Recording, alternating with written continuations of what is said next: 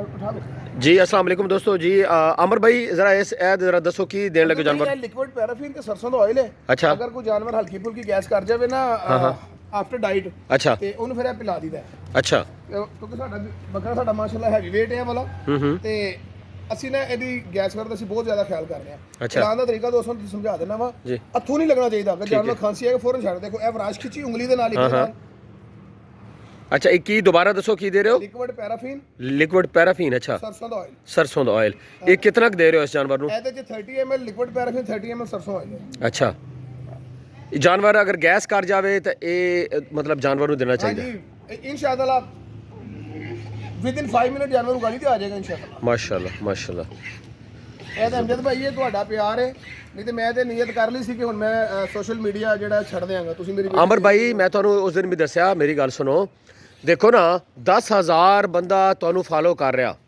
ਅਮਰ ਸਾਹਿਬ ਮੇਰੀ ਗੱਲ ਸੁਣੋ ਅਗਰ 2 ਜਾਂ 3 ਬੰਦੇ ਇਹ ਮੁਹਿੰਮ ਲੈ ਕੇ ਚੱਲੇ ਨੇ ਕਿ ਯਾਰ ਇਸ ਬੰਦੇ ਨੂੰ ਰੋਕੀਏ ਤੇ ਫਿਰ ਉਹਨਾਂ 10000 ਬੰਦੇ ਦਾ ਕਸੂਰ ਕੀ ਜ਼ਰਾ ਮੈਨੂੰ ਇਹ ਦੱਸੋ ਭਾਈਜਾਨ ਤੁਸੀਂ ਠੀਕ ਹੈ ਬੇਸ਼ੱਕ ਤੁਸੀਂ ਸਿਰਫ ਇੱਕ ਗੱਲ ਦੱਸੋ ਹਾਂਜੀ ਮੇਰਾ ਇਹਦੇ ਕੀ ਕਸੂਰ ਹੈ ਮੈਂ ਕਦੀ ਕਿਸੇ ਦੇ ਕੋਲ ਇੱਕ ਟੈਡੀ ਪੈਸਾ ਵੀ ਲਿਆ ਬਿਲਕੁਲ ਇਸ ਤਰ੍ਹਾਂ ਨਹੀਂ ਠੀਕ ਹੈ ਮੈਂ ਤੇ ਇਸ ਚੀਜ਼ ਦਾ ਰਵਾਦਾਰ ਹੀ ਨਹੀਂ ਹੈਗਾ ਕਿ ਕੋਈ ਬੰਦਾ ਮੈਨੂੰ ਇੱਕ ਪਾਣੀ ਦਾ ਗਲਾਸ ਵੀ ਪਿਆਵੇ ਅਮਰ ਭਾਈ ਮੈਨੂੰ ਪਤਾ ਨਹੀਂ ਕਿਤਨੇ ਲੋਕ ਕਹਿੰਦੇ ਨੇ ਕਿ ਮੈਂ ਮਤਲਬ ਇਹ ਵੀਡੀਓ ਤੱਕ ਨਾ ਮੇਰੀ ਵੀਡੀਓ ਮੇਰੇ ਚੈਨਲ ਨੂੰ ਰੋਕਿਆ ਗਿਆ ਹੈਕ ਕੀਤਾ ਗਿਆ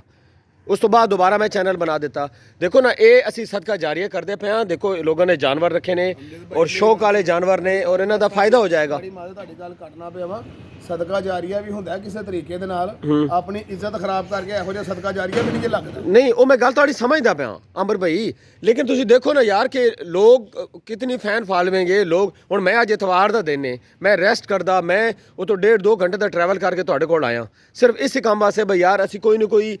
ਲੋਕਾਂ ਨੂੰ ਅੱਛਾ ਨੁਸਖਾ ਦੱਸ ਦਿਆਂਗੇ ਉਹਨਾਂ ਦਾ ਫਾਇਦਾ ਹੋ ਜਾਏਗਾ ਤੇ ਤੁਸੀਂ ਭਾਈਜਾਨ ਮਿਹਰਬਾਨੀ ਕਰੋ ਇਹ ਜ਼ਹਿਨ ਚੋਂ ਚੀਜ਼ ਕੱਢ ਦਿਓ ਲੋਕ ਬੱਕ ਕਰਦੇ ਕੁੱਤੇ ਭੌਂਕਦੇ ਰਹਿੰਦੇ ਨੇ ਔਰ ਜਿਹੜੇ ਰਾਗੀਰ ਗੁਜ਼ਰ ਜਾਂਦੇ ਨੇ ਮੈਂ ਤੁਹਾਨੂੰ ਇੱਕ ਗੱਲ ਦੱਸਾਂ ਇਹ ਜਿਹੜੇ ਲੋਕੀ ਭੌਂਕਦੇ ਨੇ ਨਾ ਹਾਂਜੀ ਉਹਨਾਂ ਦੇ ਕੋਲ ਜੈਨੂਇਨ ਗੱਲ ਜੇ ਹਾਂ ਸਦਕੇ ਵਾਲੇ ਜਾਨਵਰ ਨੇ ਹਾਂਜੀ ਹਾਂਜੀ ਹਾਂਜੀ ਮੈਨੂੰ ਕੋਈ ਇੱਕ ਬੰਦਾ ਹਾਂਜੀ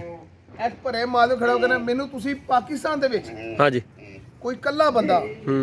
50 ਜਾਨਵਰਾਂ ਦੇ ਨਾਲ ਸ਼ੌਕ ਕਰਦਾ 7 ਮੁਲਾਜ਼ਮ ਰੱਖ ਕੇ ਮੈਨੂੰ ਬੰਦਾ ਵਹਾ ਦਿਓ ਮੈਂ ਨਹੀਂ ਦੇਖੇ ਸਰ ਔਰ ਮੈਂ ਇਹ ਪਾਕਿਸਤਾਨ ਦਾ ਪਹਿਲਾ ਫਾਰਮ ਹੈ ਆਮਰ ਸਾਹਿਬ ਮੈਂ ਗਰੰਟਡ ਔਰ ਮੈਂ ਚੈਲੰਜ ਦੇ ਕੇ ਕਹਿ ਰਿਹਾ ਜੀ ਦੇਖੋ ਨਾ ਜਿਹੜੀ ਗੱਲ ਹੱਕ ਸੱਚ ਦੀ ਏ ਉਹ ਦੱਸਣੀ ਚਾਹੀਦੀ ਏ ਮੈਂ ਇਹ ਚੈਲੰਜ ਕਰਕੇ ਗੱਲ ਕਰਦਾ ਪਿਆ ਆਮਰ ਸਾਹਿਬ ਇੱਥੇ ਆਓ ਭਾਈ 50 ਬੱਕਰਾ ਇਸ ਲੈਵਲ ਦਾ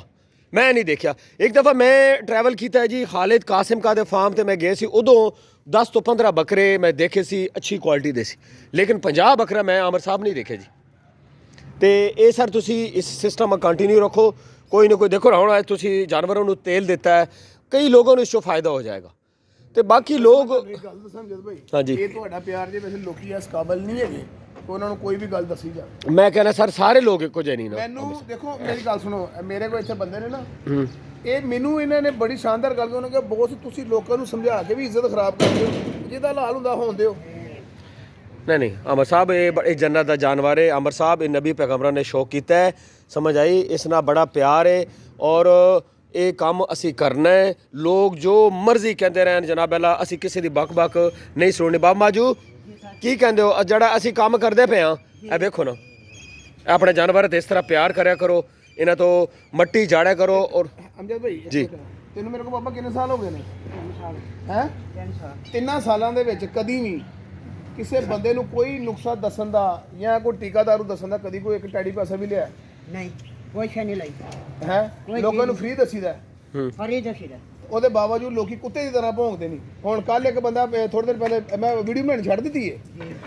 ਇਹ ਤੂੰ ਹੀ ਮੈਨੂੰ ਉਦੋਂ ਕਿਹਾ ਦੁਬਾਰਾ ਨਹੀਂ ਮੈਨੂੰ ਬਾਬੇ ਨੇ ਕਿਹਾ ਵੀਡੀਓ ਨਹੀਂ ਬਣਾਉਣੀ अच्छा ਹਾਂ ਪੁੱਛੋ ਮੂੰਹ ਤੇ ਖਲੋਤਾ ਹੈ नहीं जनाब ਉਹਨੇ तुसी ਕਿਹਾ ਵੀਡੀਓ ਨਹੀਂ ਬਣਾਉਣੀ ਇੱਧਰ ਉਹਨੇ ਪਤਾ ਕੀ ਕਹਿੰਦਾ ਤੈਨੂੰ ਮੈਸੇਜ ਕੀਤਾ ਵੀ ਤੈਨੂੰ ਬੱਕਰੇ ਤਸਵੀਰਾਂ ਭੇਜੀਆਂ ਨੇ ਅਸੀਂ ਜਾਨਵਰ ਰੱਖ ਕੇ ਗਲਤੀ ਕਰ ਲਈ ਉਹ ਖੋਤੀ ਵੀ ਹੈ ਪੁੱਤਰਾ ਤੈਨੂੰ ਮੈਂ ਕਿਹਾ ਜਾਨਵਰ ਲਿਆ